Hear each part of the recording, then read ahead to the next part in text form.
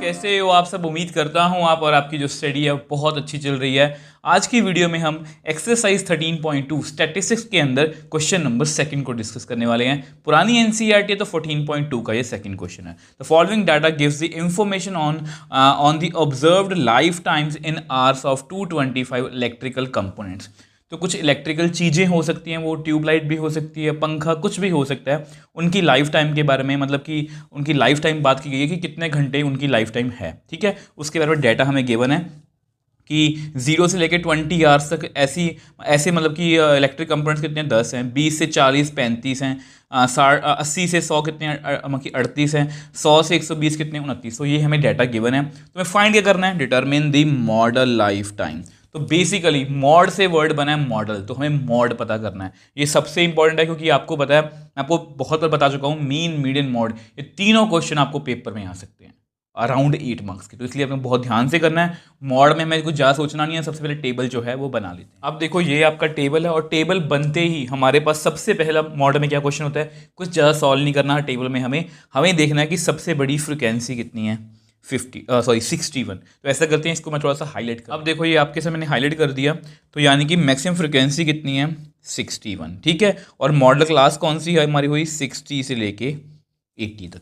अब मॉड का फॉर्मूला मैं हमेशा आपके सामने जानबूझ के लिखता हूँ ताकि इसको लिख के हम याद कर लें। F1 माइनस F0, साथ साथ मेरे बोल लिया करो 2F1 माइनस F0 या F0 minus F2 into H. और इन सब का मैं आपको बेसिक में मतलब भी समझा चुका हूँ।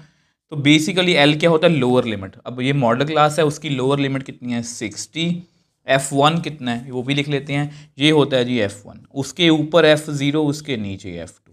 तो कुछ भी समझने को नहीं है, 0 1 2। ठीक है, अब ये 61 है, F0 कितना है 52, 2 इंटू 61 माइनस 52, और F2 की वैल्यू है 38। H मतलब क्लास साइज। अब इनमें कितने कितने का फर्क है, 20 का। ठीक है, तो मॉड जस्ट मैंने आपको जैसा बताया कैलकुलेशन का पार्ट है और इसमें कुछ भी नहीं है। अब यहाँ पर कितना आएगा, 9, इसको मल्टीप्लाई कर लो तो 122, इसको ऐड करोगे तो 10, मतलब आई थिंक 90 आ गया, इंटू 20। तो 60 प्लस यहाँ पर आ गया 180 डिवाइड बाय, अब ये बन गया 32। इसको सॉल्व कर लेते हैं। अब इसको आप सॉल्व करोगे तो आपके पास आएगा 5.625।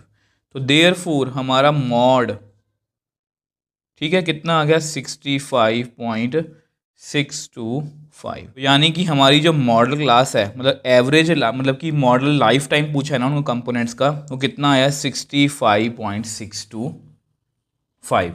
तो यानी कि ज़्यादातर जितने भी इलेक्ट्रिकल कंपोनेंट, देखो इसका मतलब, अगर आपको कोई ये पूछ ले केस स्टडी में कि इसका मतलब क्या है, इस डाटा से आपने क्या सीखा है, तो इसका मतलब ये है कि जो ज़्यादातर इलेक्ट्रिकल कंपोनेंट्स हैं उनकी जो एवरेज मतलब कि लाइफ टाइम है इन आवर्स, वो इतनी है।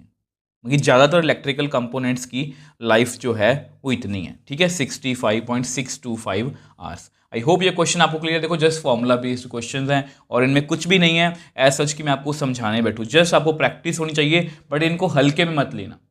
ठीक है, ये क्वेश्चन अगर आप सैम्पल पर क्वेश्चन देखोगे ना, उसमें एक मिसिंग फ्रिक्वेंसी का क्वेश्चन डाल के पहले मीडियन से वो फाइंड कर लिया, फिर उसमें मॉड पूछा गया। तो मतलब घुमा फिरा के क्वेश्चन आ सकता है। तो आपने बस अपने बेसिक जो है वो स्ट्रॉन्ग रखने हैं। अगर आपको फिर भी कोई डाउट है, मुझे नीचे कमेंट बॉक्स में लिख सकते हो, मुझे इंस्टाग्राम टाइम पर मैसेज भेज सकते हो, मैं हमेशा आपका रिप्लाई करता हूँ। अगर आपको वीडियो थोड़ी सी भी हेल्पफुल लगी तो वीडियो को लाइक कीजिए, शेयर कीजिए और इस चैनल को सपोर्ट कीजिए।